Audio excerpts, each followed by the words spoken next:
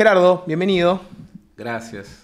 Un gran gusto. A ver, si no te rompías los ligamentos cruzados, ¿no? Viniendo del defensor del 76, que rompe esa racha histórica de los dos grandes, Peñarol y Nacional, y con toda la promesa que tenías deportivamente, ¿pensás que estabas hoy como historiador, politólogo? ¿Era algo que ya tenías decidido? ¿O fue el momento, viste, de la rotura de ligamentos que bueno, ahora me toca ser historiador? Mirá, yo tenía las dos vocaciones, pero me inclinaba por la actividad intelectual. Lo que no quiere decir que no hubiera seguido jugando, porque, bien, en términos económicos, aun cuando por entonces se pagaba mucho menos, se pagaba mucho más que como profesor. De todas maneras, estoy seguro que en caso de tener que resolver, como tuve que resolver, yo proseguí jugando 5 años más. Por entonces no se operaba, era una lesión de fin de carrera. Bien, yo tenía claro que cuando ya la rodilla no me respondiera, me iba a dedicar al otro, cosa que hice de manera permanente. Durante muchos años yo estudié y jugué al fútbol de manera simultánea. ¿Cómo convivían esas dos cosas al mismo tiempo? Me imagino que, no sé, viajabas y tocaba, por ejemplo, congeniar esa faceta deportiva con tus compañeros, ¿no? Y al mismo tiempo, todo el librito, momento de estudiar, muchachos, me guardo porque estoy estudiando. Bueno, esa es una etapa que recuerdo con mucho cariño. Es una etapa que me ha ayudado mucho, muchísimo, hasta el día de hoy, en lo que hago. Acabo de hacerle un prólogo a un libro autobiográfico del maestro Tavares, y bueno, la inspiración y los recuerdos, la verdad me resultaron formidables, pero no era sencillo, porque claro, eran tiempos en donde los futbolistas no tenían intereses intelectuales. Era rarísimo que tuvieran intereses intelectuales. Y hasta yo te diría que era mal visto. Estaba mal visto el futbolista intelectual. Sí. Sócrates, en la película Mundialito, dice una cosa muy impresionante, que él hacía la prueba de comprar el diario y ponía la parte deportiva y todo el resto. Y luego veía que la parte deportiva la leían todos, mientras que la otra parte del diario no la leía nadie. Bien, yo podría hacer, por ejemplo, en Túnez teníamos un día libre, yo siempre cuento esta anécdota. Túnez es una maravilla, porque en Túnez está la vieja civilización cartaginesa, restos romanos, restos de la Segunda Guerra Mundial, o sea, es un cruce ahí en el Mediterráneo. Y entonces se nos propuso a los 18 jugadores que formamos parte del plantel, bueno, tenemos un día libre, ¿qué hacemos? ¿Un recorrido por todo el país o un día libre, en donde podíamos dormir, etcétera, etcétera? Y bueno, la votación fue 17-1. Te podés imaginar quién fue el 1. Y la única mano levantada diciendo recorrida. Yo quiero ver ruinas. Me interesa venir a algún museo. ¿No es por acá? Y me acuerdo que no lo podían creer. Pero vos estás loco. Está todo roto. ¿Qué vas a ver? Está todo en ruinas. Justo, precisamente. Pasa eso. ¿Sabes dónde se ve mucho ese contraste? En los viajes. Claro. Cuando la gente viaja, tenés personas cuyo viaje es: viajo para salir, divertirme, comer, ir a restaurantes, comprar, conocer shoppings nuevos. Y después tenés gente que dice: yo viajo porque quiero ir a museos, conocer la historia, me gustaría hacer una visita guiada, galerías de arte. Es muy fuerte el contraste entre dos formas de vivir un lugar distinto, ¿no? Sin duda, sin duda. Y mucho más, bueno, aquel grupo de jóvenes que teníamos 18 años. Sos un peleador, con 18 años, recorrer el museo en Túnez, ruinas en Túnez. También convengamos que sos un peleador. Era complicado. Periodísticamente tengo que indagar. El maestro Tavares con una autobiografía. Hizo una autobiografía, todavía no salió. puedo anticipar sin spoilear, A ver. que es maravillosa, que está muy bien escrita, recorre con una manera muy honda la vida del maestro Tavares, que en sí mismo es una vida muy, muy, muy rica, muy interesante. Lo está editando Planeta y más no puedo agregar, solo que leerlo y hacer el prólogo para mí fue un enorme placer y un enorme honor. Uno de las figuras justamente que está en la mezcla esa entre el fútbol y la intelectualidad, ¿no? Ciertamente. Mi prólogo se titula La sabiduría de un maestro. Y a mí me ha tocado en mi vida, por suerte, conocer gente sabia. No muchos, porque la sabiduría es un estado superior de la vida y no abundan. Es más difícil que la inteligencia, además, ¿no? Porque la Es inteligencia otra la puedes cosa. entrenar, a veces la sabiduría, a veces la tenés o no la tenés. Es otra cosa. Y te diría que en el fútbol encontré gente que adquiría la dimensión de la sabiduría.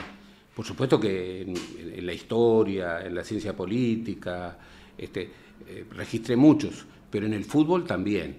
Y para darte dos nombres, te diría el profesor José Ricardo de León, el técnico legendario del Defensor del 76, que era un sabio, y el maestro Tavares, que finalmente ha adquirido con el tiempo y con su vida difícil también un estatuto de sabiduría.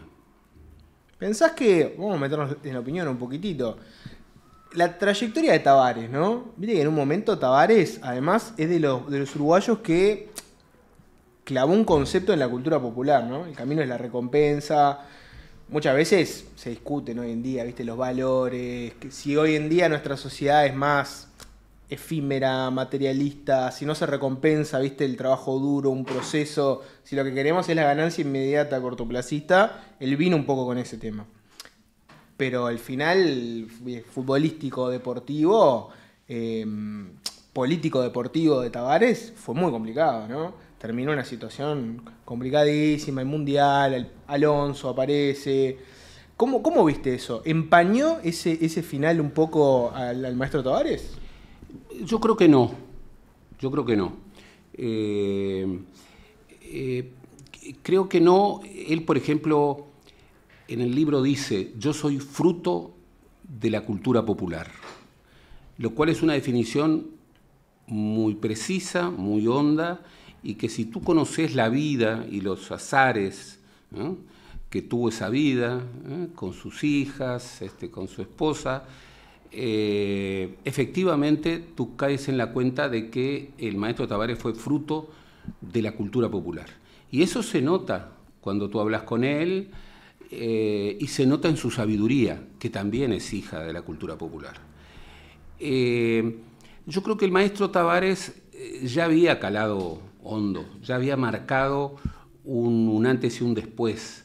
Ese final tal vez fue innecesario, fue triste para quienes sentíamos por él y sentimos por él una adhesión muy manifiesta, fue injusto, pero creo que cuando uno ve los largos recorridos, que es cuando uno hace el balance, creo que nada empañó lo que fue un antes y un después. Yo te puedo asegurar que el maestro Tavares reconcilió al Uruguay, que es un país muy futbolero, con la selección uruguaya, con la que estaba muy peleado el pueblo uruguayo. Y en verdad la reconcilió. O sea, nosotros es como que nos acostumbramos a algo muy impresionante desde 2010 hasta acá.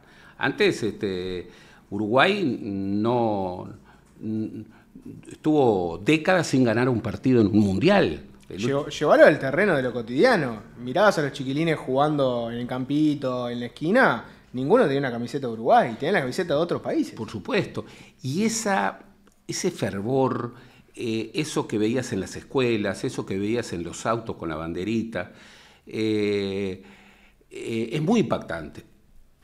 Hoy yo soy también admirador de Bielsa. Es una figura completamente distinta.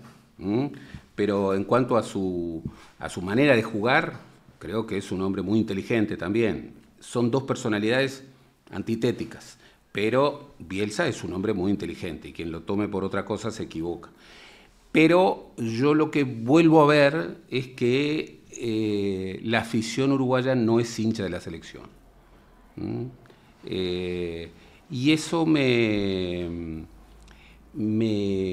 entristece, porque ese momento en donde la selección era el cuadro de todos, que fue lo que marcó la era Tavares, no puede ser hijo de los resultados, a pesar de que en el fútbol, como muchas veces en la vida, los resultados mandan. Pero Tavares yo creo que había forjado una cultura en donde, más allá de los resultados, la selección tenía que ser el cuadro de todos. Y lo logró, lo logró. Yo, la euforia popular que vi con la selección del maestro Tavares, no la he vuelto a ver, aun cuando en la era Bielsa he visto partidos de la selección realmente épicos, como por ejemplo los triunfos en la eliminatoria entre Argentina en Buenos Aires y ante Brasil en Montevideo. Épicos. Y el fútbol se vive con pasión. ¿La política cómo la vivís? ¿La vivís ya desde un lugar en el cual la podés mirar como objeto de estudio, como parte de un proceso histórico largo? ¿O todavía hay cosas que te enojan, te entristecen, te dan ganas de opinar? ¿Cómo la vivís? A ver, a mí el haber sido futbolista, y me corrijo, el ser futbolista, porque yo siempre digo, repitiendo una frase de Juan Ricardo Facio, a quien quise mucho, que el de futbolista es un oficio que no se abandona, y si lo sigo creyendo. A mí me ayuda mucho, me ayudó mucho a, digamos, a interpelar la política, a entender la política, a interrogar la política, a interrogar los documentos, a narrar. Mi condición personal es de alguien apasionado. Me cuesta creer que alguien puede hacer bien algo que no lo apasiona. Eso en modo alguno cuestiona la objetividad que cada uno puede tener. Yo conozco a gente que no es nada apasionada y que sin embargo tiene un sesgo que se le conoce, se le percibe desde... Y conozco gente que es muy apasionada y tiene un cuidado para que el sesgo no se traduzca en lo que escribe o en lo que dice. Yo trato de hacer esto último, pero yo me enojo, porque además somos varias cosas. Yo, por ejemplo, yo soy ciudadano, y entonces como ciudadano hay cosas que me irritan, como a todo ciudadano, y yo no puedo aparecer como analista, digamos, falseando lo que siento. Lo que ocurre es que, digamos, la objetividad es cumplir las reglas del oficio. Las reglas del oficio lo que indican es no que no te apasiones, sino que digas, bueno, estoy enojado por esto, o esto me parece, y que lo hagas con una pulsión de verdad, y que al mismo tiempo seas interpelante frente a todos, que no tengas una segunda camiseta. La camiseta es la verdad. Por supuesto que cada uno tiene derecho, yo tengo derecho, a tener mis ideas y no las oculto. Siempre las he puesto arriba de la mesa, pero eso no compromete mi sesgo. Y Tú sabes, a mí me han ofrecido en muchas oportunidades dar el paso a la política partidaria. Y no lo he hecho. ¿Y por qué no lo he hecho? Y defiendo a los partidos como una gran condición. No lo he hecho porque mi vocación no es esa. Mi vocación es analizar la política. Y lo que reivindico es que lo que yo digo es lo que yo pienso y que yo no digo nada que yo no piense en contra o a favor de lo que supuestamente defiendo a partir de mis ideas primigenias. Pero decir que yo no soy un ciudadano y que no tengo preferencias y que no tengo ideas, yo lo primero que lo pongo arriba de la mesa. Y quiero que a mí me juzguen por lo que digo, no por quién soy, no por qué soy. Acá en el Uruguay es muy complicado porque te preguntan, ¿y vos qué sos? Y hay como una especie de visión implícita que te están preguntando a qué partido político perteneces. Y uno es muchas cosas antes de pertenecer a un partido político. Y en ese sentido, como analista tengo las cosas muy claras y el archivo creo que me avala que yo he sido muy crítico con tirios y troyanos y que por eso tal vez, bueno, a veces me han cancelado de un lado y del otro. A ver si te entendí bien. Vos lo que decís es, me han invitado varias veces a la política partidaria, no critico la política partidaria, lo he pensado, por algo lo comentás, pero no me gustaría estar en la situación donde el día de mañana yo piense algo y no lo puedo decir porque la línea de mi partido es tal o a mi fuerza política le sirve que yo diga tal cosa. ¿Es por ahí? Por ahí. Yo no puedo, si yo creo, forjo una convicción sobre un tema y no puedo transmitirla porque en mi partido o en mi grupo la mayoría piensa otra cosa, bueno, yo no puedo estar. ¿Qué le pareció lo que hizo fulanito o fulanita? No. Gran compañero, gran compañera, en este momento no voy a hacer declaraciones. No me gusta eso, no lo podría hacer, no lo soportaría, me irrita mucho. Yo lo que creo es que si algo de valor puede tener mi opinión, es que yo digo lo que pienso y me represento solamente a mí y no le hago mandados a nadie y en el error o en el acierto trato de fundamentar mis apreciaciones, pero no podría ni siquiera hacer silencio respecto a situaciones en las que tengo una opinión decidida y creo fundamentada. ¿De distintos partidos y distintas figuras llegaron esas llamadas? ¿O, sí. ¿O es un insistente que dale? No. Por supuesto de que la mayoría vinieron de un lugar, pero algo que me enorgullece es que vinieron de los 4 partidos hoy existentes en el Uruguay, los 4 grandes partidos. Obviamente de Cabildo Abierto no me han llamado, ni me van a llamar, pero he recibido en distintos momentos propuestas y bueno, no es lo mío, y eso fue una convicción que tuve de cerca. Tampoco he hecho política universitaria, he sido consejero de la facultad, he integrado comisiones centrales, he integrado la comisión honoraria de la ANI, pero esos son cargos técnicos. He sido director del Instituto de Ciencia Política, pero de verdad, a mí no me gusta mandar, ni me gusta que me manden. Y me gusta decir con mucha libertad lo que pienso. Y bien, yo lo entiendo, y no es una crítica velada o indirecta.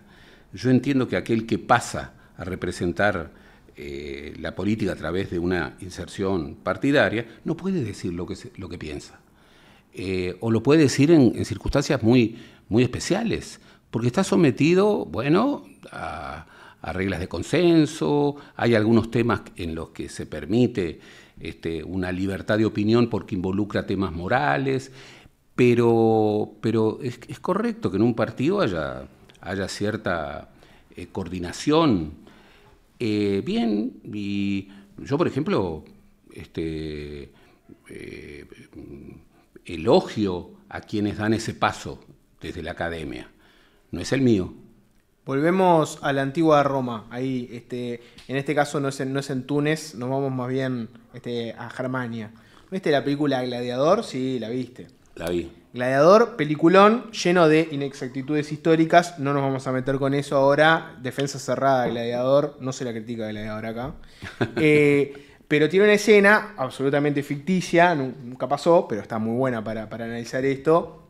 La escena es, ¿no? Marco Aurelio, emperador envejecido, se está muriendo y convoca a este general de su confianza, Máximo, y le dice, bueno, a mí me gustaría que Roma vuelva a ser una república. No están dadas las condiciones en este momento, yo no quiero que mi hijo Cómodo sea emperador, se lo voy a comunicar, quiero que vos seas un regente y le devuelvas el poder al Senado. Y Máximo le dice, no, vengo de una guerra larguísima, yo me quiero ir para mi casa, no quiero esta responsabilidad. Y Marco Aurelio le dice, bueno, por eso tenés que tenerla. Como no querés el poder, sos el indicado para administrarlo. ¿No hay una paradoja en eso que vos decís de que el que quiere el poder, por lo general es el que termina consiguiéndolo? No necesariamente es el ideal para tenerlo. A veces el que no quiere el poder, el que no le gusta mandar, no me gusta que me manden, que capaz que sería bueno para que ejerza el poder de vez en cuando, justamente no llega porque no lo quiere conseguir. ¿Se entiende? Es así. Un dirigente político que te diga que no quiere poder, te está mintiendo. En la cara. En la cara. La clave de hacer política es que en distintos grados quien hace política partidaria quiere poder, quiere ejercer el poder. Después está la discusión para qué, pero en principio quiere ejercer el poder. Bien, y quienes no nos gusta eso, efectivamente estamos, al no ejercer ese derecho a ser elegible, estamos transfiriendo a nuestros representantes esa función que nosotros no queremos para nosotros. También hay condiciones. Yo muchas veces he pensado que incluso que no se vea esto como una suerte de pedestal moral en donde, bueno, yo no me meto porque no me quiero ensuciar las manos. No, yo defiendo a muerte a los partidos y defiendo mucho a los políticos, salvo cuando cometen errores garrafales. Y no sé, tengo una relación de amistad muy cercana con muchos dirigentes políticos de todos los partidos y me ufano de ellos. Pero hay dirigentes políticos, sobre todo en estos últimos tiempos, que, bueno, han asumido el rol de agraviar, incluso de agraviar sin leer o sin hablar. Hay gente que ha dicho las peores cosas de mí sin haberme leído, sin haberme escuchado, por un titular que han puesto otros. Y esto de manera continuada. Bueno, yo en eso soy muy, muy firme. Yo cuando discuto con alguien, yo quiero discutir con la mejor versión del otro. ¿Por qué? Porque discutir con la peor versión del otro no vale. Empequeñeces tus argumentos, o sea, es una discusión que está desde el vamos destinada a fracasar. Yo quiero discutir con la mejor versión del otro, pero a veces cuando veo que hay ciertos dirigentes políticos que vaya a saber por qué, en el Uruguay hay política libretada, en el Uruguay hay dirigentes políticos que tienen roles específicos, en el Uruguay hemos ingresado en esa lógica de la política del coaching, la política de la mentira, la política del agravio. Lo digo de manera muy lamentable, lo lamento mucho, pero yo con eso No, tampoco con los programas en donde el objetivo es crear escándalo. No, la verdad que me aburre. Yo a esos programas no voy y no los veo. No los veo, no me gusta el escándalo.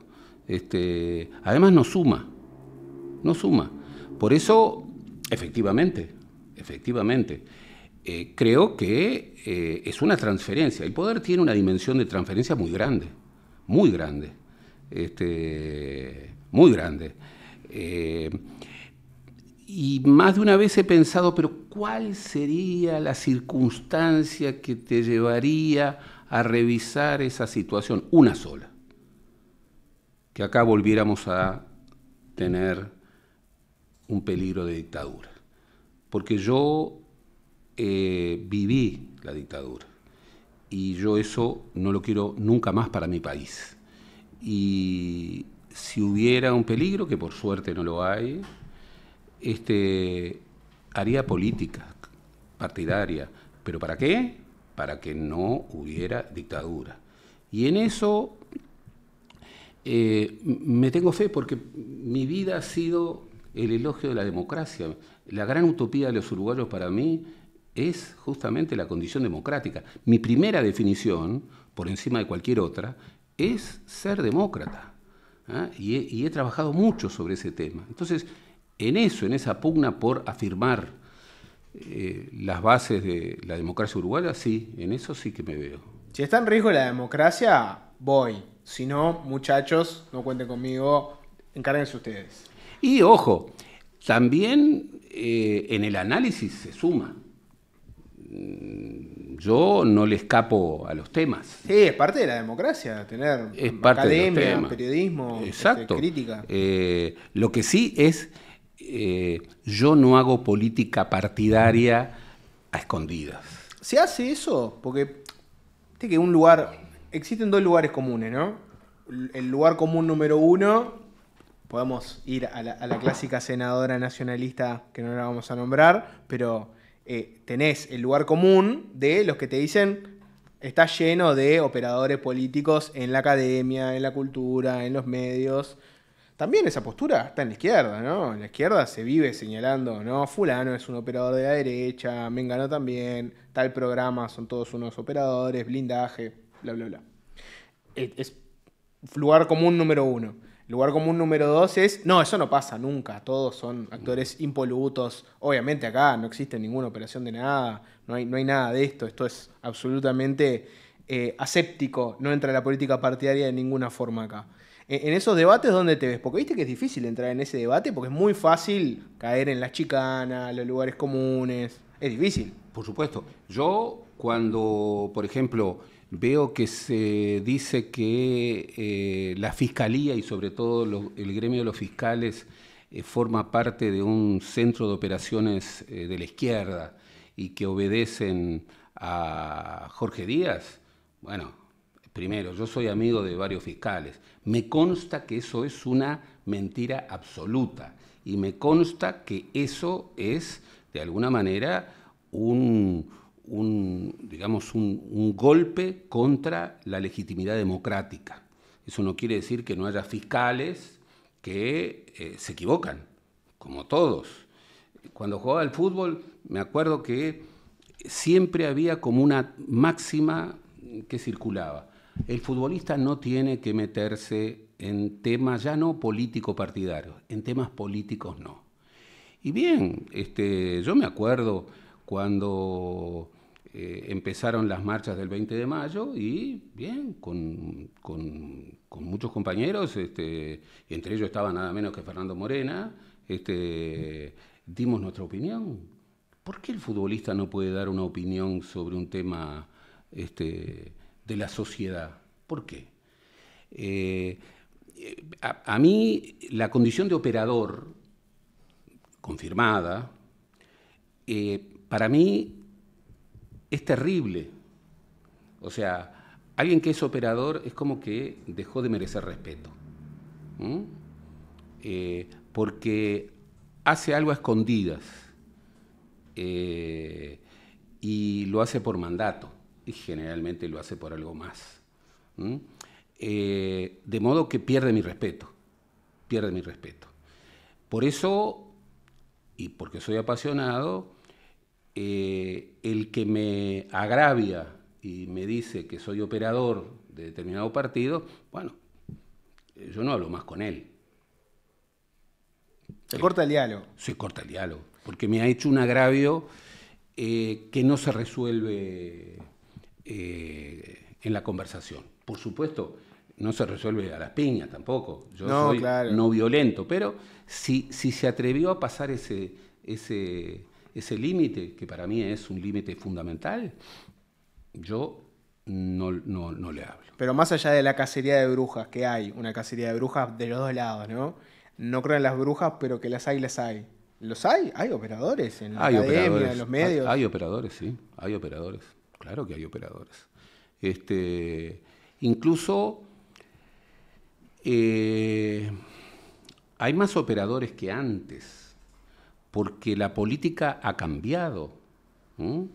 El fenómeno de la tecnología de la información y comunicación, el fenómeno de las redes, el fenómeno, bueno, del algoritmo, el fenómeno de los espacios de comunicación y de debate político, es un espacio que ha cambiado radicalmente.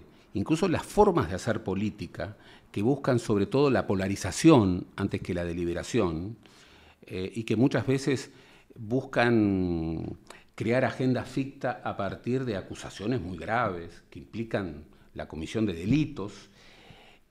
Todo eso hace que la política se enturbie.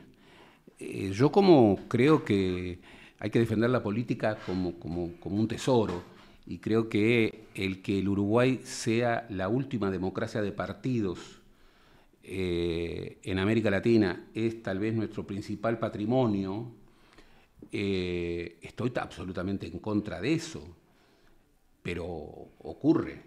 Y efectivamente, también te digo que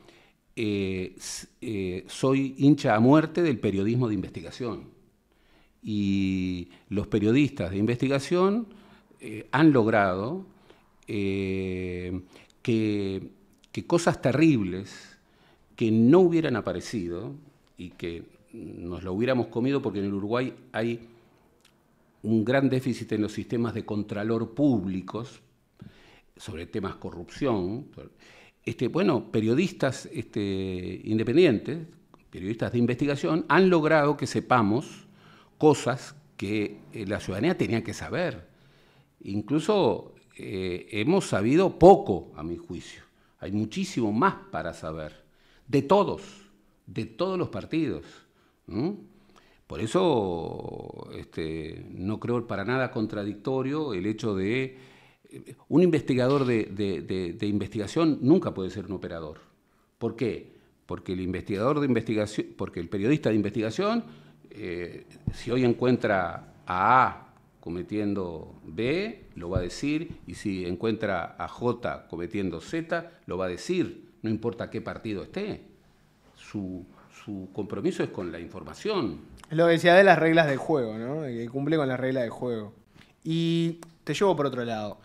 Viste que ahora Gabriel Pereira le hizo una entrevista a José Mujica, ¿no? Que la tituló, no sé si la viste, la tituló Mujica en su hora final. Estamos en un momento, viste, bastante bisagra, ¿no? Mujica enfermo, ya no quiere recibir más tratamiento, quiere seguir ese proceso naturalmente. Vos coordinaste un libro muy interesante que básicamente es analizar el pensamiento de Mujica a nivel de política exterior y responder la pregunta de por qué a Mujica tiene la trascendencia que tiene.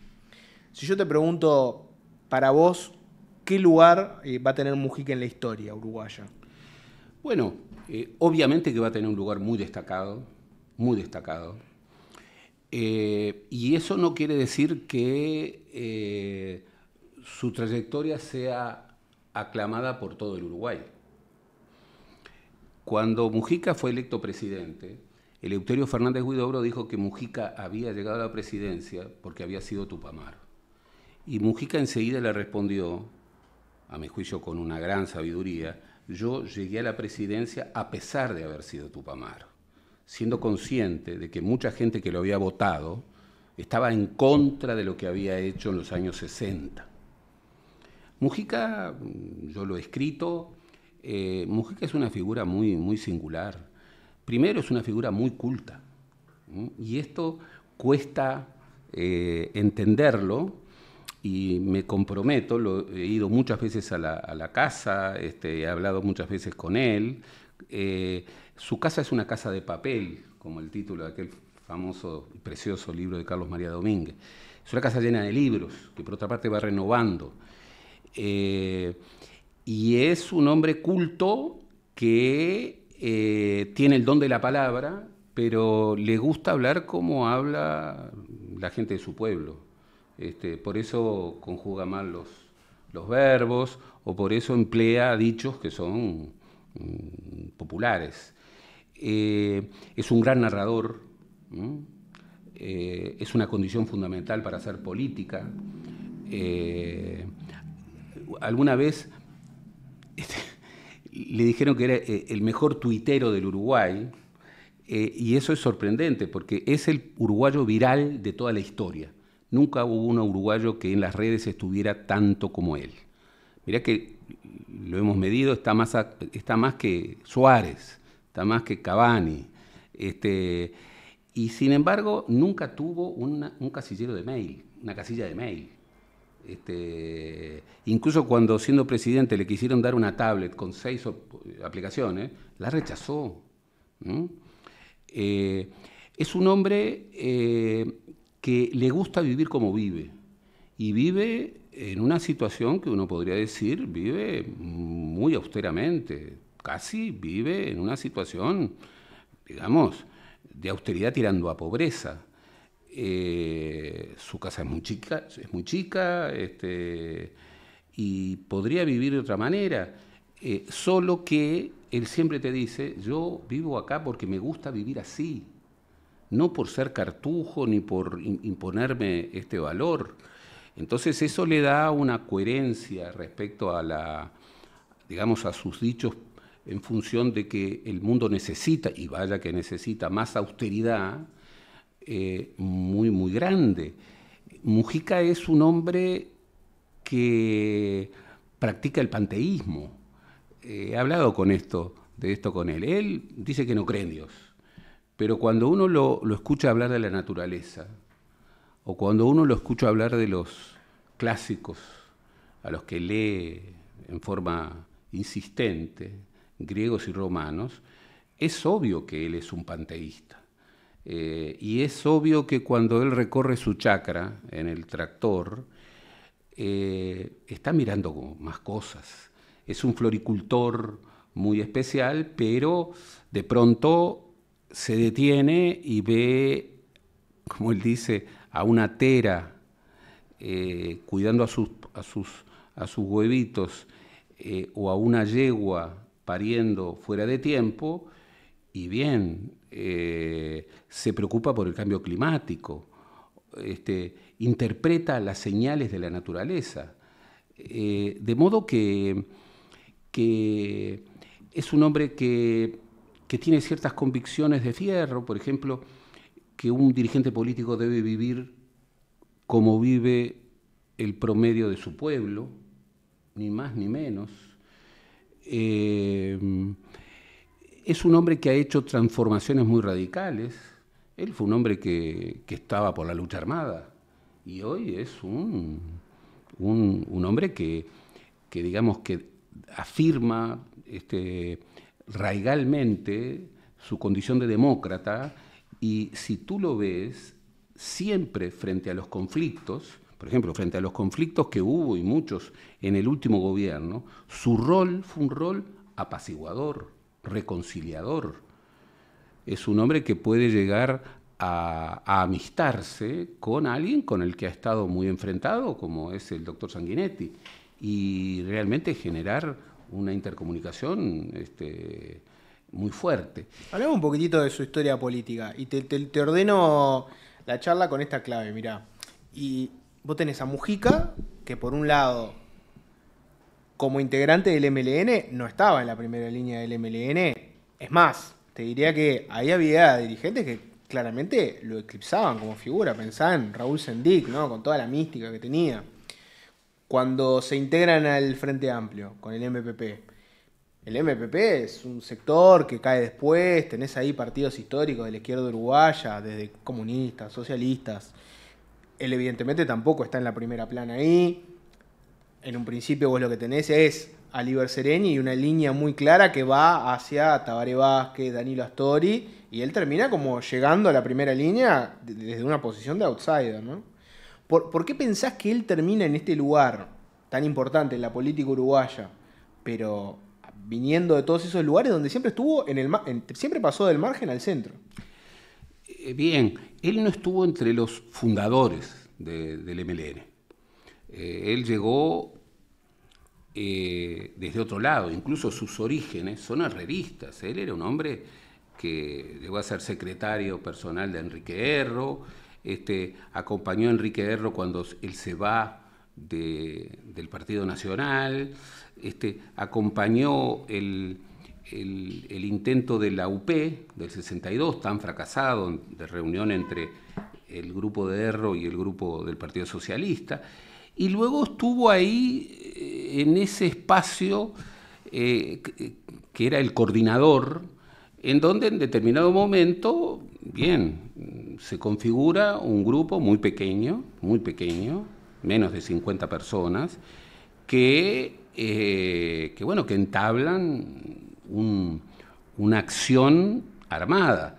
Claro, era el periodo Robin Hood, en donde se robaban armas, se robaban bancos, se expropiaban carros de leche para repartir en lo que entonces se llamaban cantegriles, pero se evitaba cualquier, incidente que pudiera comprometer la vida de un civil. Bien, participa luego del cambio que lleva al MLN de tener... Además el MLN como tal tiene a su primer muerto en diciembre del 66. No se sabía muy bien qué era eso del MLN. Alejandro Otero había defendido la idea de que era un grupo político armado, pero bueno, y luego a partir del 67-68 el MLN se amplía y el MLN se vuelve más violento. Real de Azúa decía, eran políticos con armas y se convirtieron en militares haciendo política. Bueno, coincidían con una polarización social y coincidían con un golpismo militar que ya había empezado. Recordemos que la Logia Tenientes de Artigas se funda el 25 de agosto de 1965, liderada por Aguerrondo, que luego sería candidato presidencial por la minoría nacionalista en las elecciones 71. Pero Mujica no es la primera figura, ni de lejos. Fernández Huidobro era mucho más importante que él. Bien, fue detenido en 4 ocasiones. En la primera, como no se tenía claro el tema de los tupamaros, se lo trató como un preso común. Ya después, las otras 2 prisiones siguientes ya eran como Tupamaro, y se escapó las 2 veces. La segunda en el famoso proceso del abuso en 1971, en aquella fuga épica. Y la última caída, bueno, fue la que precede sus 73 años, sus 13 años de una prisión ignominiosa en donde lo torturan, lo encarcelan en calabozos y en pozos con tratamientos inhumanos. Pierde la razón, entre otras cosas porque le niegan la lectura y le niegan hacer cosas con la naturaleza. Siempre cuentan que cuando lo llevaron al hospital militar, la médica que lo atendió le dijo, miren, a este tipo le tienen que dar de leer y le tienen que dar, aunque sea una huertita, porque si no se muere. Y no lo dejaron leer ni literatura, ni sociología, ni ciencias sociales, solamente lo dejaban leer química y física. Y leyó y se recompuso y bueno, y volvió. Después cuando salió, bueno, el MLN empieza con aquella estrategia de las barriadas, de las mateadas, y Mujica es uno de sus primeros oradores. Ahí comienza otra historia. Y en particular comienza otra historia, bueno, Raúl Sendic era el líder, Raúl Sendic muere en el 88, 89, y allí hay un grupo que comienza a resultar muy importante. Mujica es el primer tupamaro que acepta ser diputado, lo cual había una definición del MLN en que los miembros del MLN no podían ser legisladores. Bueno, Mujica es diputado. Y como diputado comienza a construir un nuevo liderazgo que de inmediato alcanza una gran popularidad. Alcanza esa popularidad dentro del Parlamento, lo escuchaban todos, fuera del Parlamento, en las mateadas y en sus discursos en los actos, y en sus actitudes. Él, por ejemplo, subía a los ómnibus y llevaba aquellos emblemas que llevaba Fosforito, ¿recuerdas? No me acuerdo ahora el nombre, defendiendo posturas. Y comienza a desplegar algo que ya en el año 90, en las elecciones del 99, lo llevan a ser alguien que, después de Tabaré Vázquez, era la figura más popular del Frente Amplio. Tan es así que siempre se dice que Tabaré, que era muy celoso en eso, siempre decía que Mujica no tenía que estar al lado de él, porque en el aplausómetro competían. A partir de allí, bien, Mujica construye un liderazgo que lo impone, que se impone sobre los otros, y es reconocido como tal. Era el legislador, después fue ministro de Ganadería, 3 años, pero era la primera figura. O sea que la construcción del liderazgo de Mujica es posterior a la cárcel y tiene que ver con su militancia democrática en esa nueva estrategia de acción política. Vos decís que fue, a ver si te interpreto bien, vos decís que uno de los éxitos que tiene él políticamente es que es de los que venían de la historia del MLN, es de los primeros que se da cuenta del poder que se puede ejercer desde el lugar político del legislador, del dirigente frente amplista, trascendiendo su historia como ex guerrillero. Pero claro, el MLN decía, las palabras nos separan, los hechos nos juntan. Bueno, Mujica es la prueba viviente de que Mujica ganó mucho más con las palabras que con los hechos.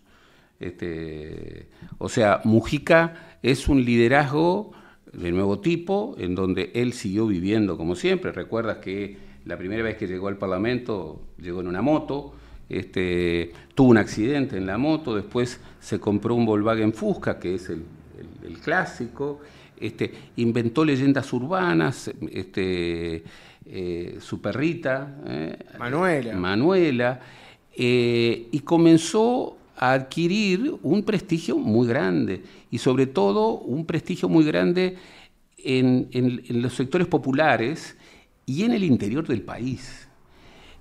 La gente se olvida de los niveles de popularidad que llegó a tener Tabaré Vázquez. Tabaré Vázquez fue muy popular, y además venía de abajo, venía más de abajo que Mujica. Pero Mujica alcanzó con su estilo a núcleos sociales que el Frente Amplio no había alcanzado. Tú recuerdas que el Frente Amplio en las elecciones del 94 obtuvo más o menos 30% del electorado en aquel triple empate. En las elecciones del 99 obtuvo 40%. Y en las elecciones del 2004 obtuvo 52% de los votos válidos. O sea, en 20 años creció 20%. y en el 2005 ganó 8 departamentos, ganó la intendencia en 8 departamentos. O sea, fue una transformación electoral muy grande. Por supuesto que en esa transformación electoral la figura de Tabaré fue fundamental, pero también fue muy importante la figura de Mujica, que luego del gran éxito electoral del Partido Comunista en las elecciones del 89, luego del gran éxito electoral de Asamblea Uruguay en las elecciones del 94, a partir del 99, el MPP se convierte, hasta el día de hoy, en la primera fuerza política dentro del Frente Amplio. Bueno, te voy a llevar un poquitito para ahí. Si vos mirás hoy los números estrictos de legisladores, hoy el MPP en el Senado es como si fuera el Partido Nacional.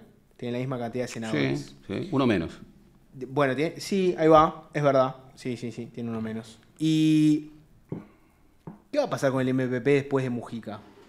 Porque hay una pregunta ahí y es, ¿se puede sostener todo ese proceso de convertir al MPP en lo que es hoy después de que fallezca su figura preponderante?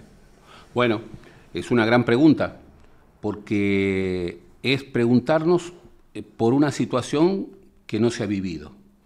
Y en primer lugar hay que ver, el MPP tiene ciertas características movimentistas, nacionalistas, populares, que hacen que requiera un líder, que requiera una figura que de alguna manera es el primus inter pares. Volvemos al origen de Mujica en el Partido Nacional. Por el MPP necesita un caudillo.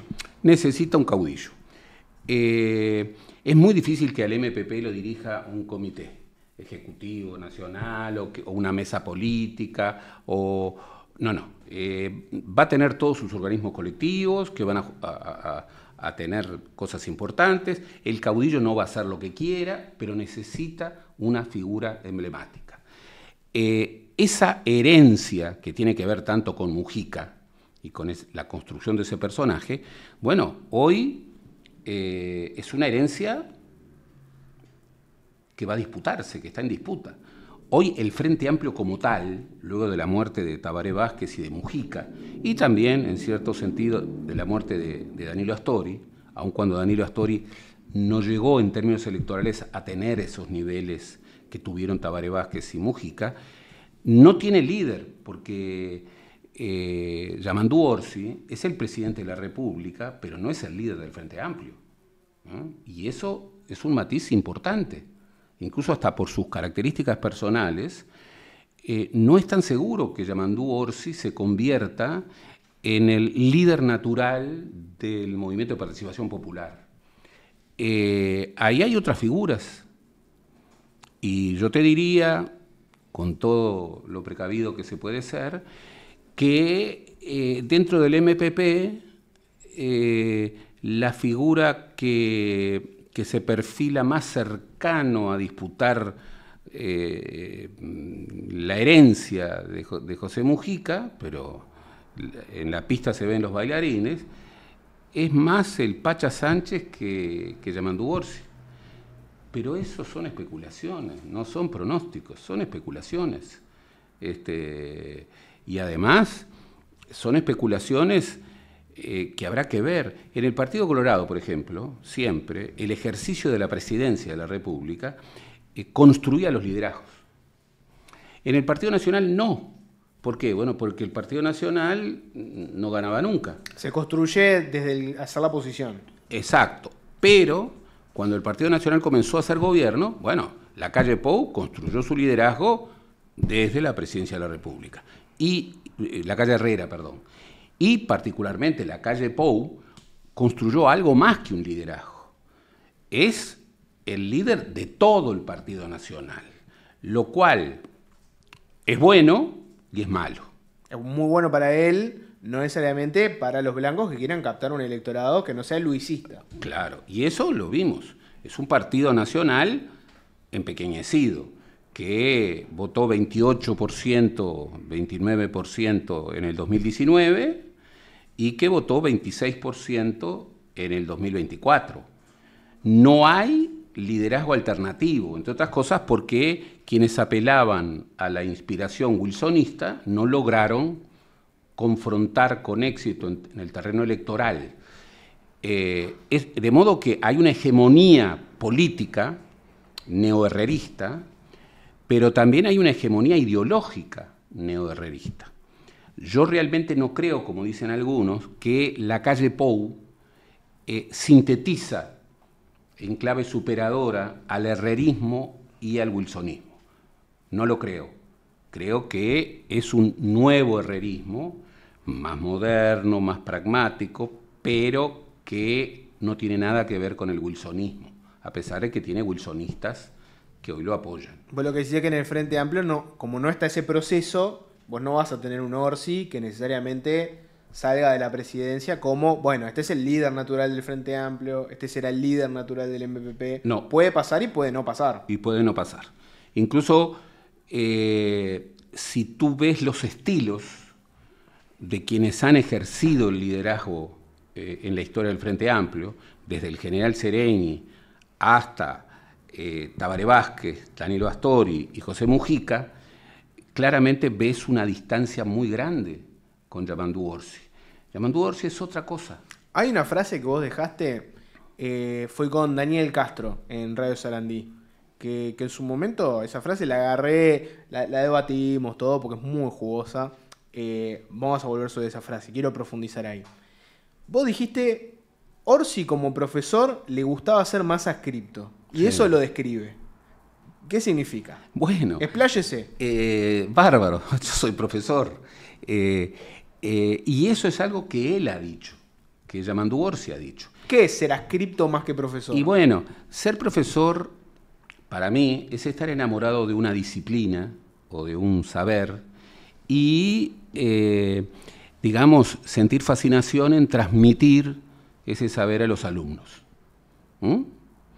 Yo, por ejemplo, no podría ser profesor de otras asignaturas de las que tengo. No podría dar clases de sociología. Doy clases de historia contemporánea y de ciencia política contemporánea. Bárbaro. Ser adscripto es una cosa completamente distinta.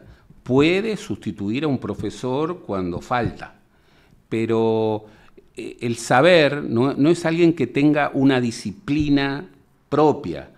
Y lo que hace fundamentalmente un adscripto es coordinar, es gestionar, es servir de puente, es de alguna manera interconectar. Lo que todos nos acordamos en el liceo del adscripto es que cuando faltaba un profesor, el adscripto era que, bueno, viene fulano, ahora tienen una hora libre, miren que mañana ya lo tenemos solucionado por acá, vos faltaste, bueno, ponete a hacer tal cosa. Era ese rol. Ordena, articula. Bien, pero, digamos, el profesor es otra cosa. Y un profesor de historia que haya preferido ser adscripto está diciendo mucho de sí mismo. Está diciendo mucho de sí mismo. Y yo creo que esa comparación vale para la manera de concebir la política que tiene Yamandu. Yamandu no es alguien, digamos, que uno lo vea como un líder ideológico. No es alguien que uno lo vea como un líder que marca rumbos. Uno lo ve delegar y articular. Uno lo ve esperar y construir acuerdos. Uno lo ve negociar diferencias adentro y afuera. Yo también he dicho que esa característica puede ser ideal, el tiempo lo dirá, para este momento de la política uruguaya, en donde, bueno, en diputados no hay mayoría parlamentaria. Y bien, son muy claros los contrastes entre la calle Pou y Yamandu Orsi. Y son muy claros los contrastes entre los dos gobiernos. Esto ha llevado, digamos, a confrontación, y a pesar de que hace apenas 2 meses, uno ve la diferencia. Te lo voy a poner así. Vamos a hablar un poquito de la forma de ejercer el poder de Yamandu Orsi, de la presidencia. El caso de Cecilia Cairo. ¿Cómo evaluaste vos la resolución que le dio Orsi al caso de la ministra Cecilia Cairo? Y te doy dos teorías para ordenar el pensamiento, ¿no? Está la teoría de que Orsi manejó mal esto. Y esa teoría lo que te diría es, vos tenés un Orsi que el martes habla con Cecilia Cairo, después de que sale este informe que dice que ella tenía estas irregularidades en su vivienda. Orsi le dice que regularice su situación. Cairo sale a dar una conferencia de prensa, dice, el presidente me dijo esto, yo no renuncio, siga.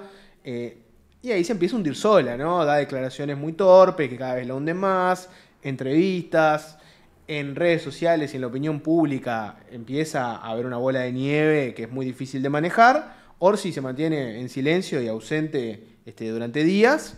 Y finalmente, el jueves, aparece Cecilia Cairo y dice, no, bueno, presenté la renuncia, ya está, se terminó. Esa es la teoría que lo manejó mal.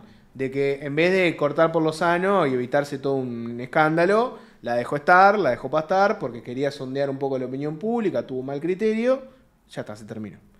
Pues está la otra teoría, que dice, no, lo manejó muy bien, porque tuvo que administrar, por un lado, la defensa que hizo el MPP de Cecilia Cairo, el sector más fuerte que tiene hoy el Frente Amplio, su sector también. Tuvo que administrar también el problema de tener una figura que él mismo ayudó a construir, que es Cecilia Cairo, no le podía matar a una compañera, y al mismo tiempo tenía la opinión pública, las críticas de la oposición.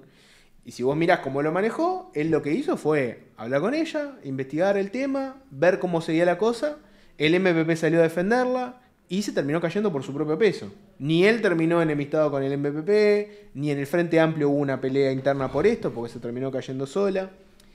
¿Cuál te convence más de las dos, si es que te convence alguna? Bueno, es un ejemplo muy claro, muy bueno, como para ver las condiciones de ejercicio de la presidencia por parte de Yamandu. A ver, la confesión de Cecilia Cairo sobre su situación en materia impositiva, siendo ministra de Vivienda, ya desde el primer día, el martes, era insalvable. O sea, alguien que tenía una militancia política tan vinculada al tema vivienda, alguien que era ministra de Vivienda, pero que antes había sido como diputada presidenta de la Comisión de Vivienda de la Cámara, alguien que había formado parte del PIAI, alguien que había estado cerca del programa. Bueno, era impensable que no supiera la falla que estaba cometiendo. Bien, lo llama Yamandu. Y Yamandu le dice algo que por la versión que tenemos de Cecilia Cairo es algo, bueno, arreglar el problema. No sabemos bien qué le dijo Yamandu. Lo que le dijo es renunciar, no le dijo renunciar.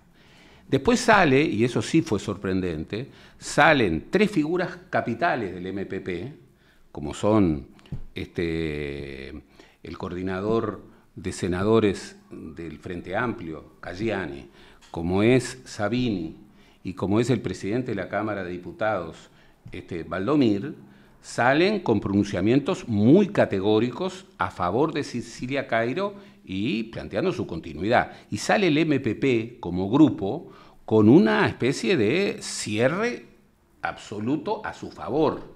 Y sale también Charles Carrera, que recordemos, en la campaña anterior había sido poco menos que degollado por José Mujica. Por José Mujica. ¿Te recuerdas cuando Charles Carrera renuncia al Senado en ejercicio, pero no a su lugar en la lista, y al otro día, obligado por Mujica, renuncia a su lugar en la lista? Que hubo que avisarla a la Corte Electoral, todo, fue una debacle. Muy complejo. Después, no sabemos muy bien qué pasó. Sí, tu reconstrucción es muy clara. Cecilia Cairo, en forma muy equivocada, salió a hacer declaraciones que cada vez eran peores. Y además surgen nuevos elementos. Por ejemplo, una de las gremiales de deudores trajo la información terrible de que Cecilia Cairo, siendo diputada, había, en la Comisión de Vivienda, había planteado que no tenía que haber refinanciación de deuda para aquellos que estuvieran morosos en impuestos departamentales o nacionales. Sí, era muy difícil sostenerla a medida que iba hablando de todo un poco. Ojo con el micrófono, te tiro ese dato. Era muy difícil sostenerla y, como decís vos, se fue hundiendo y apareció este tema de los propios deudores. Está la idea de que se manejó mal, se calibró mal la opinión pública, en el sentido de que la gente... el enojo de la gente era, bueno, yo pago todo y acá tengo un político que veo que no solo sabía muchísimo de la materia, sino que había hablado sobre lo importante que era pagar las cosas y no estaba en día. Bueno, y además era insostenible. O sea, la ministra de Vivienda, deudora contumaz durante más de 25 años de los impuestos nacionales y departamentales. ¿Y ahí sos teoría A o teoría B? ¿Orsi estuvo bien en hacer esa espera, ese compás de análisis para dejar que cayera por su propio peso? ¿O no? ¿O fue inacción? De que debería haber sido más categórico y mandar. Yo tiendo a pensar de que Orsi es más parsimonioso.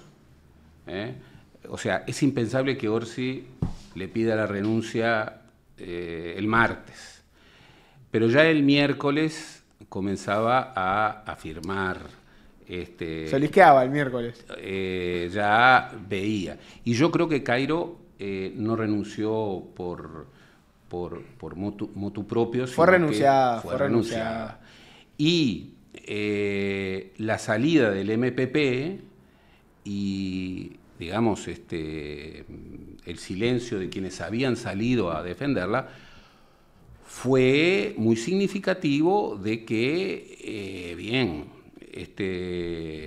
de que se había cometido un grave error. Incluso la segunda declaración del MPP es muy infeliz, con pasajes como, bueno, nosotros a nosotros no nos gusta la clase política. No pertenecemos a la clase política. No pertenecemos a la clase política, somos pueblo representando al pueblo. ¿Qué quiere decir eso?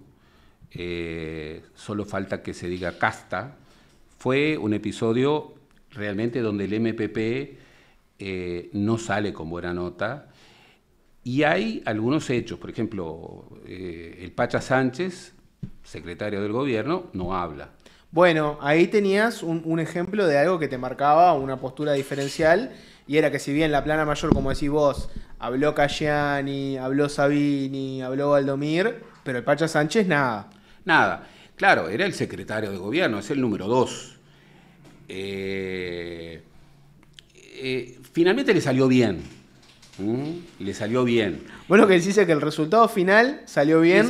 No podemos juzgar si salió bien porque se buscó que salió bien o porque... No, revela mucho el estilo. Revela mucho esa idea parsimoniosa, esa idea de ver el impacto.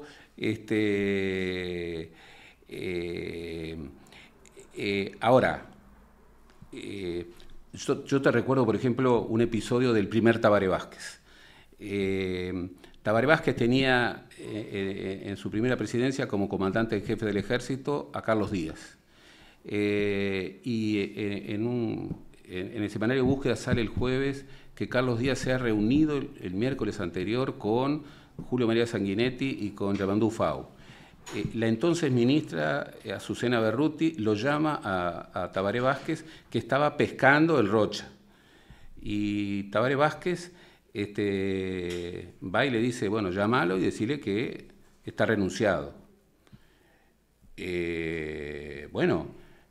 Carlos Díaz resiste, no se mueve del Comando General del Ejército y Fernández, su secretario, le dice que tiene que hacer una conferencia de prensa. La conferencia de prensa la hace en la playa, Tabaré Vázquez. Y dice, bueno, Carlos Díaz ha sido muy leal, pero ha cometido un grave error, no puede reunirse con dirigentes políticos sin hablar antes conmigo, pero bueno, fue ipso facto. Ipso facto, Tabaré era así. Pero en la segunda presidencia no fue así. Porque, por ejemplo, a Guido Manini Ríos le permitió lo que Ningún presidente uruguayo le ha permitido a ningún comandante. Era un comandante en jefe que estaba en paralelo, un día sí y otro también, criticando acciones de gobierno con la caja militar. Pero por supuesto, y haciendo política, como lo hemos visto por sus propias confesiones. Él comenzó a armar lo que luego sería Cabildo Abierto, siendo comandante en jefe del ejército, o sea, violando la Constitución, que le impide a un oficial superior hacer política. Él lo ha dicho. Y además era un secreto a voces, tenía pésima relación con el ministro, no con Fernández Huidobro, sino con el ministro que lo sucedió. Fernández Huidobro, en cambio, había sido su promotor, claro, su defensor, pero Tabaré Vázquez, en esa segunda presidencia, que no fue exitosa, bueno, tuvo otra manera de llevar el asunto. ¿Cuál es mejor? Yo creo que el ejercicio de liderazgo hay que manejarlo no siempre igual, no siempre igual. Hay que medir las circunstancias y si bien estamos ante, digamos, Lacalle Pou era una figura que su clave es la comunicación, es una figura muy dinámica y es una figura, digamos, muy acelerada en cuanto a sus pronunciamientos, no siempre exitosos, incluso muchas veces contradictorios de un día para el otro y cometiendo errores importantes, pero como es una figura que permanentemente comunica. Más parecido a Mujica, ¿no? Mujica era un animal mediático extremo al punto de que todos los días te dejaba una declaración. Te dejaba un titular. Y como te digo una cosa, te digo la otra. La otra. Con dos estilos completamente distintos, uno vertiginoso y el otro con una lentitud articulada, bien, te marcaban la agenda. Orsi no es eso, y es más parsimonioso. Incluso yo creo que esa parsimonia tiene que ver también con el hecho de que, bueno, le cuesta, por lo menos hasta ahora, es un gran administrador, pero le cuesta marcar rumbos.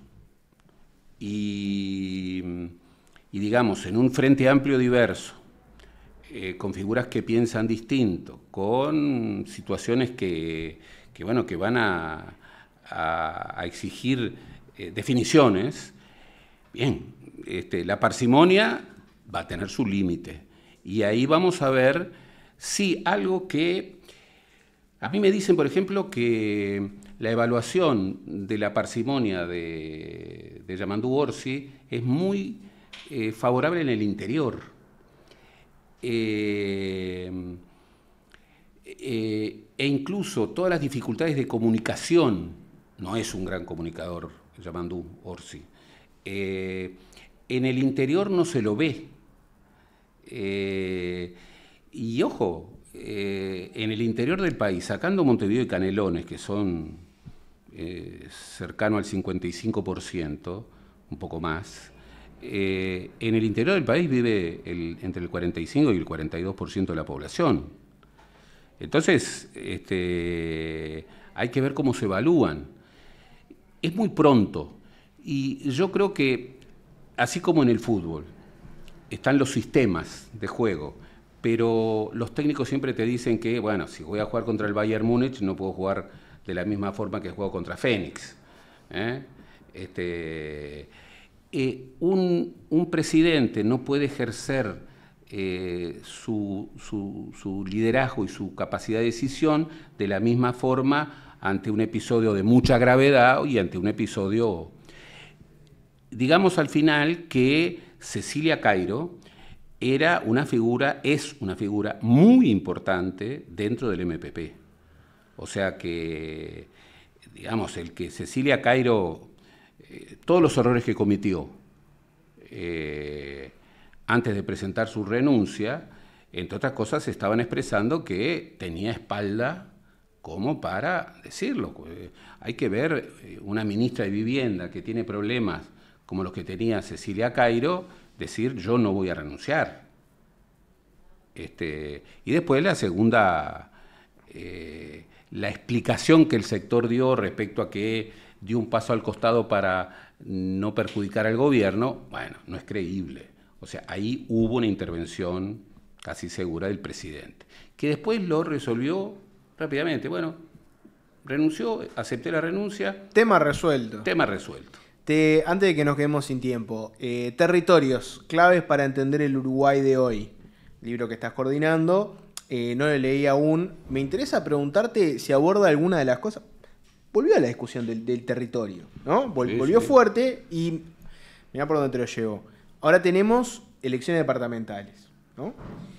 Y vos tenés, por un lado, al Frente Amplista capitalino que no puede entender cómo en Artigas los Caram, pese a todo, pese a una condena de la justicia, siguen arrasando a nivel electoral. Después tenés los blancos y los colorados que en la capital no entienden cómo puede ser que el capitalino, el montevideano, sigue votando al Frente Amplio después de 35 años, la ciudad está sucia, ¿cómo puede ser que no cambian? Estamos como en una desconexión territorial donde los propios políticos te admiten que no entienden cómo funciona la dinámica de lugares donde no pertenecen.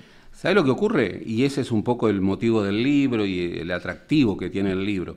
El Uruguay, aunque no lo advierta, ha tenido cambios internos muy grandes, muy grandes. Por ejemplo, el primer capítulo es un capítulo sobre el último censo. Los movimientos poblacionales dentro del Uruguay, ya no hacia afuera, y la incorporación de nueva inmigración distinta a la inmigración tradicional, ha generado un nuevo Uruguay que hay que conocer, hay que conocer. No es lo mismo el Artigas, en donde hace 3, 4 elecciones ganó el Frente Amplio, cosa inimaginable, al Artigas en donde hoy, bueno, después de todo lo que hemos sabido, es muy posible que gane el Partido Nacional, con una figura que cometió lo que cometió.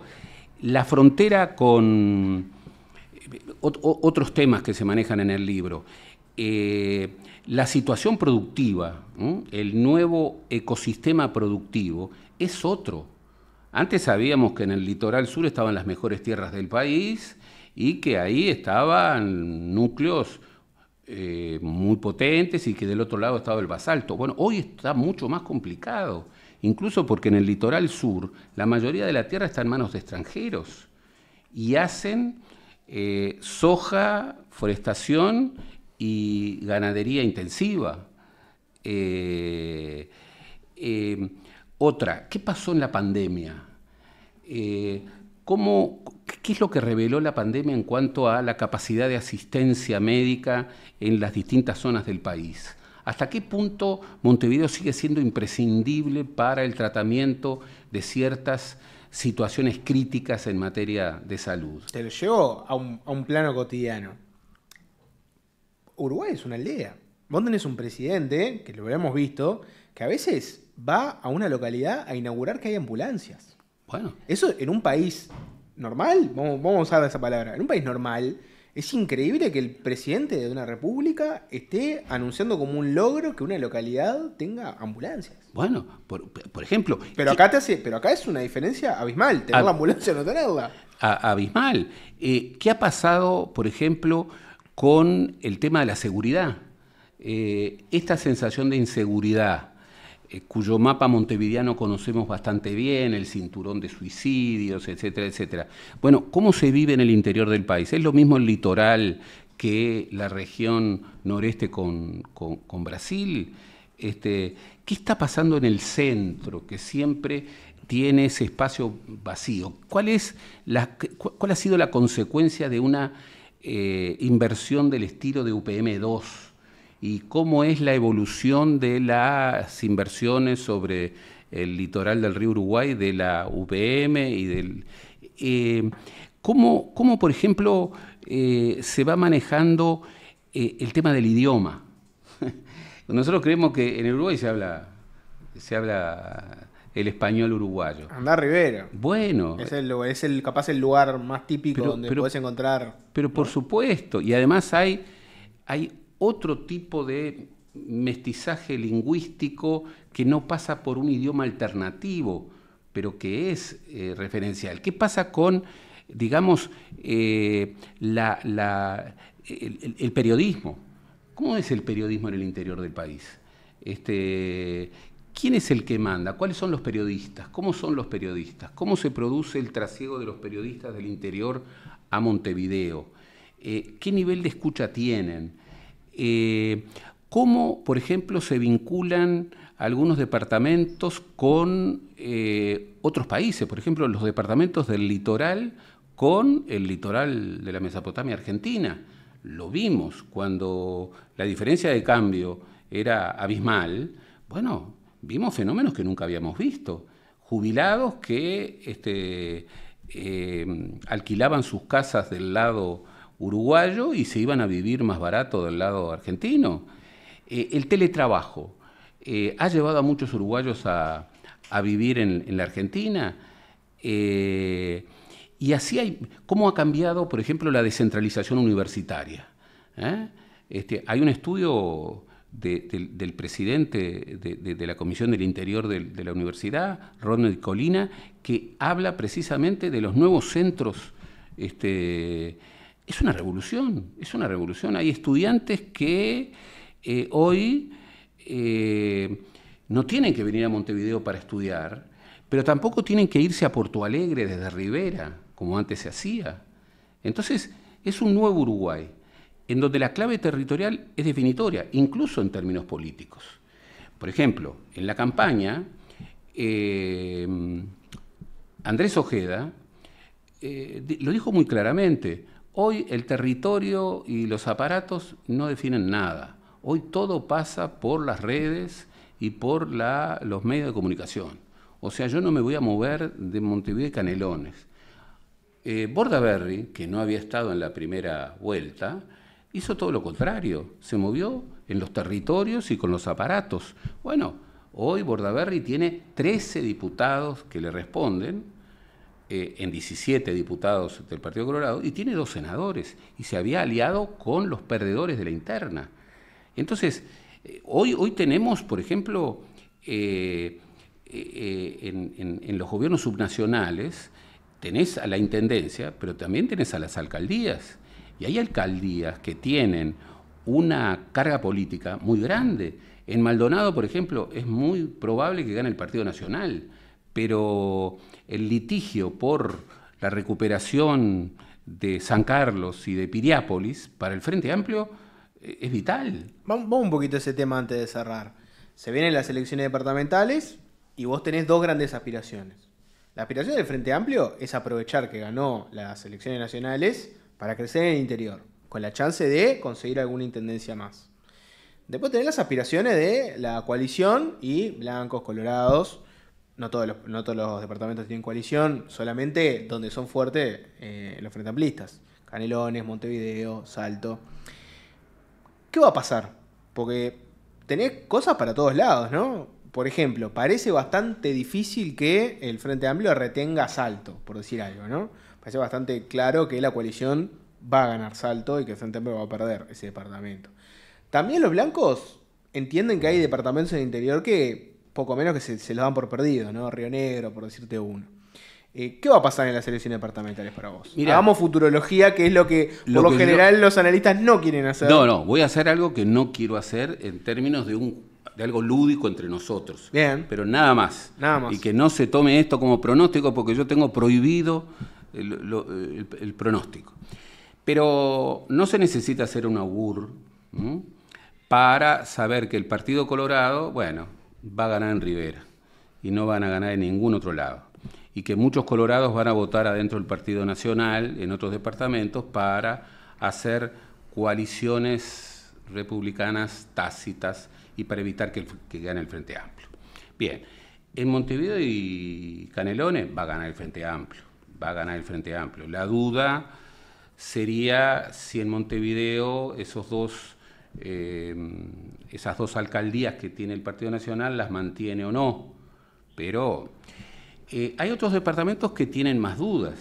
E incluso encuestas que se han hecho, por ejemplo, Río Negro dan una situación de, digamos, de distanciamiento de los votantes frente amplistas, de la intención de voto a favor del Frente Amplio sobre el Partido Nacional muy marcada.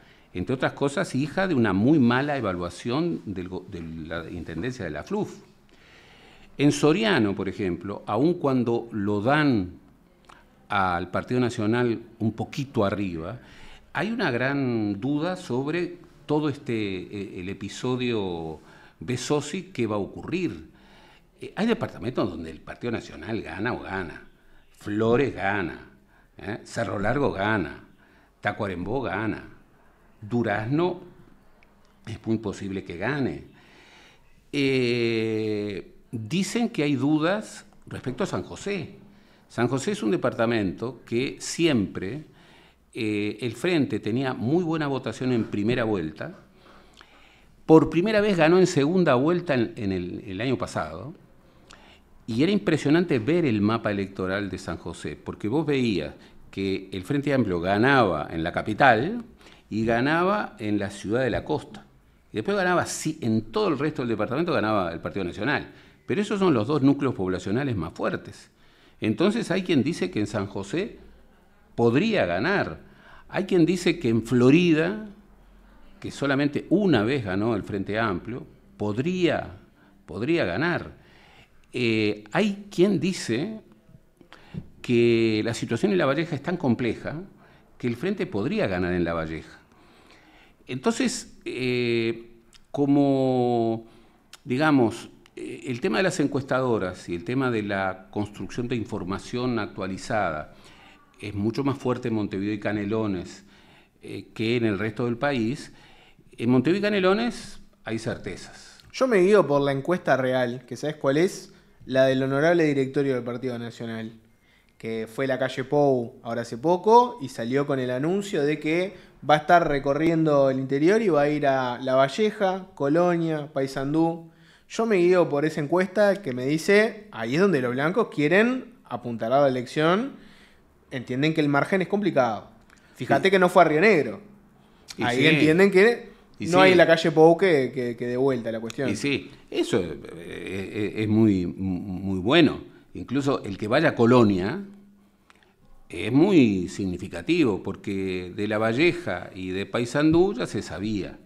Incluso en Paysandú hay un candidato colorado adentro del Partido Nacional, lo cual revela de que en Paysandú, si lo hubieran pensado de otra manera, había coalición republicana. Eso es una cosa que está en las conversaciones que tenés, sí, en las conversaciones que tenés off con dirigentes, te dicen eso, te dicen, si los blancos hubiéramos, en el caso de algunos con los que hablás, hubiéramos aceptado coalición en algunos departamentos, hoy estaba despejada la duda. Paysandú era uno. Si en Paysandú nos bajábamos del pony y agarrábamos coalición, hoy no había duda. Sin embargo, la duda hoy está. ¿Por qué? Porque los blancos están haciendo un cálculo de que si no necesito la coalición, ¿por qué ceder poder? Era lo que decía el candidato favorito de hoy, que fue electo senador. Pero Rocha. En Rocha el Frente Amplio ganó en 3 oportunidades en estos últimos 40 años. En 3 oportunidades. Y se pensaba que iba a estar muy voto a voto. Bueno, hoy la situación está voto a voto, pero los estudios le dan una cierta ventaja al Partido Nacional, que por otra parte también está insuflado, como diría Gallinal, por votantes de otros partidos. Entonces, tenemos algunas certezas. En algunos departamentos el Partido Nacional ha ganado en estos 40 años de democracia siempre.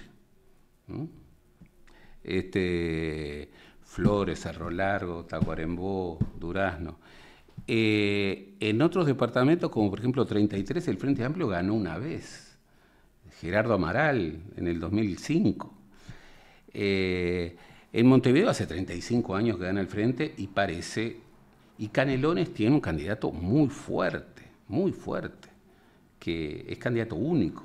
Francisco Leñani. Francisco Leñani. Que es el delfín de Orsi en la intendencia y una persona de su extrema confianza que logró primero alinear a toda la tropa frente amplista en Canelones y después lo que logró es enfrentarse a una coalición donde tenés candidatos de los distintos partidos que van a acumular y sin embargo no le ganan. No le ganan y además Legnani es un apellido con mucha estirpe política en Canelones, mucha estirpe política.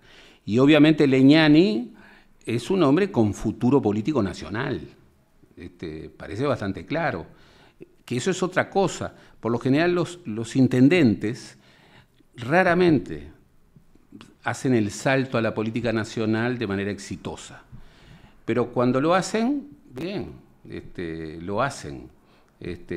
Tabaré Vázquez lo hizo. Pero entonces hay algunas dudas, veremos cuánta sorpresa se da. Es una elección distinta. Quienes proyectan la segunda vuelta a las elecciones departamentales se van a equivocar, porque es una elección distinta. La clave de poder del Partido Nacional es el interior, son las intendencias, ya lo hemos visto.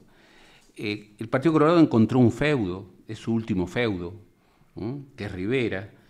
No parece razonable creer que lo pierda en esta oportunidad. La zona metropolitana está galvanizada, o sea, es un núcleo muy fuerte. Y veremos también el mapa de las alcaldías.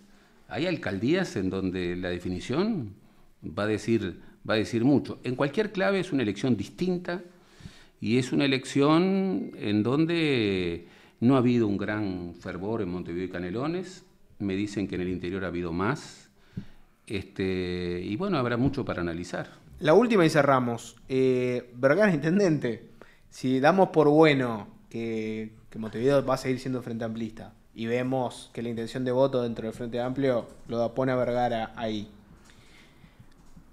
¿cómo va a cambiar eso, el futuro político de Vergara, si es intendente? Porque viene muy golpeado de las elecciones nacionales. Él tuvo una candidatura presidencial, es una candidatura donde él termina intentando llevar a todo el serenismo atrás de él. Tenía resistencias, pero le logra convencer. Después se le bajan, se van con Orsi. Él no se baja, entonces se quiebran un poquitito, pero después se termina bajando para acompañar también a él a Orsi, lo cual ponía dudas sobre sus liderazgos en ese sector, en el sector serenista. Y ahora, después de una elección muy mala para ellos, a nivel de cuántos legisladores sacan, esta es la chance de que el serenismo llegue a la intendencia y se reconstruya. Que era una preocupación que tenía el Frente Amplio, ¿no? Que el Frente Amplio quede polarizado, MPP, Partido Comunista, dos corrientes grandes, cada uno con sus aliados, y que el centro político, la centroizquierda, la socialdemocracia y el serenismo quedará en la historia. Si Vergara sale intendente, ¿qué significaría eso? Bueno, a ver, la candidatura de Vergara tiene apoyos muy fuertes, sobre todo el apoyo del MPP. Eso lo hace un claro favorito. Veo con dificultad la posibilidad de competencia de los otros dos candidatos. Pero yo creo que si Mario Vergara, que ha tenido altibajos en su carrera política, vuelve a pensar, como han pensado, por ejemplo, los dos últimos intendentes de Montevideo, en utilizar la intendencia de Montevideo como trampolín para la categoría, para la candidatura nacional, cometería un grave error, porque yo creo que Montevideo está requiriendo, está exigiendo un intendente todoterreno y a tiempo continuo y por más de 5 años que se ponga a transformar Montevideo. Y las pruebas que hemos visto respecto a esa idea de utilizar Montevideo como trampolín para la candidatura nacional no terminan bien, La reconstrucción del sereñismo pasa por otros lados. El Frente Amplio tenía 3 grandes perfiles. Un perfil marxista-leninista, Partido Comunista, Partido Socialista, PVP, un perfil nacional y popular, el MPP, y un perfil socialdemócrata, el sereñismo. No cabe duda de que, el Frente Amplio que sale de las elecciones del 2024 no marca un debilitamiento muy claro del sereñismo. Eso no quiere decir que no haya sereñismo en los otros dos espacios, y no quiere decir que el sereñismo no pueda volver a reunirse en términos de una columna. Y cuando hablo de sereñismo también hablo del astorismo. Lo que sí, hasta este momento, Mario Vergara, con todas sus capacidades y virtudes, no ha demostrado ser quien pueda ocupar el liderazgo que reconstruya ese espacio sereñista. Y mirá que el general Sereñi decía, yo lo escuché, que los dos hijos varones que él no había tenido eran Mario Vergara y el creador ¿cómo se llama?, del Plan Ceibal. Miguel Brexner. Miguel Brexner. Él lo contó acá cuando le hicimos una nota. Claro, es igual una herencia muy pesada, que te digan, sos el hijo varón que no tuve. Bueno, te regalo ese peso, ¿no? Muy, muy, muy pesada, pero bueno, heredar el liderazgo de Sereñi es complicado. Y además, obviamente el sereñismo y el astorismo, por diversas razones, y no solamente por el tema del liderazgo, se han debilitado como referentes de opinión. Por ejemplo, el MPP, con estas incorporaciones nuevas de Blanca Rodríguez, de Fernando Amado, se ha hecho como una suerte de frente cachol adentro del Frente Amplio. Claro, ahora se fueron para el centro político. Se fueron para el centro político. De allí que uno dice, bueno, ¿y dónde está la moderación? Característica típica del sereñismo. Y bien, la moderación está en disputa, y uno de los lugares que la disputa es el MPP. Vos que la conoces a Blanca Rodríguez, la conoces mucho. Blanca, ¿cuál es su sensibilidad? ¿Es Blanca Rodríguez nacional y popular? No. ¿Es marxista-leninista? No. ¿O es socialdemócrata serenista? Es sereñista absoluta, y con esto no creo cometer ninguna infidencia. Ha escrito libros maravillosos sobre el general Sereñi, El Correo del General.